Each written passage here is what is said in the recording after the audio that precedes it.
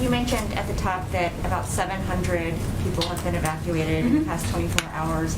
Pentagon officials, including Press Secretary John Kirby, expect that number to increase to 5,000 to 9,000 a day. Can you talk about what needs to happen between now and then to ramp the number up, and when you expect to hit it? Sure, Weijia, it's a good question. I think what I had been referring to just a few minutes ago was the fact that our focus has been on securing not just the perimeter of the airport, but also operational capacity at the airport, which of course is a Department of Defense operation they're overseeing in coordination with the State Department. And so because we've had success in that regard, we are hopeful and expect to expedite additional flights out. So that was not the place where we were at this time yesterday, and given we've made progress in this regard, we are hopeful to increase the number of people, American citizens, SIV applicants, and others that we can get out of the country.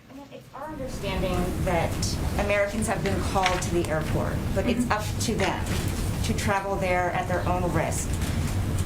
Why isn't the U.S. providing any support, any transportation for them to get to Kabul?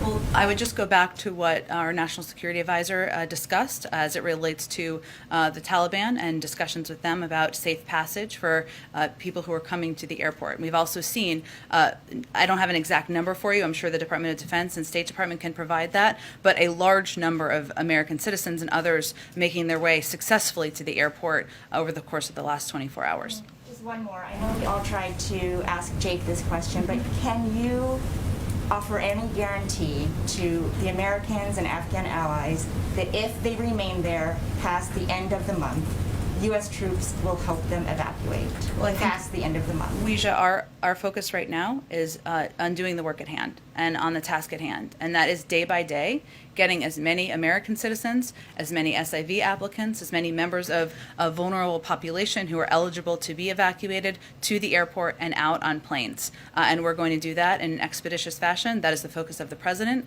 of our Secretary of Defense, of our Secretary of State, and everybody on our national security team. So that is where we will keep our efforts. Go ahead. Thank you. There's been some criticism from Democratic lawmakers on Capitol Hill, Mark Warner, Bob Menendez saying, I'm disappointed that the Biden administration clearly did not accurately assess the implications of a rapid withdrawal. What is the White House's response to those lawmakers? Well, I would first say that we did assess early on, when the President asked for a clear-eyed assessment, that there would be impacts and there would be consequences of making the choice he made.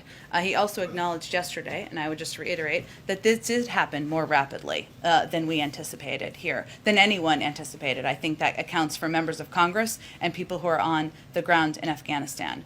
And what our effort is now is focused on moving as many people out as we can from the country. But I would also note and reiterate to anyone who's a critic that any president has to make difficult choices as commander-in-chief, as Jake Sullivan just said.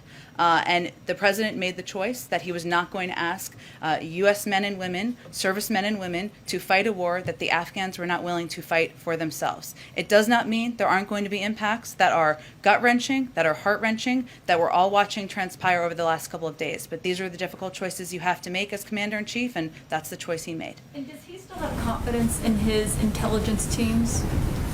He certainly does. He works in lockstep, and he's been briefed on a regular basis, as Jake just outlined, multiple times a day sometimes by members of his national security team, and we're working in close coordination to get the job done each day.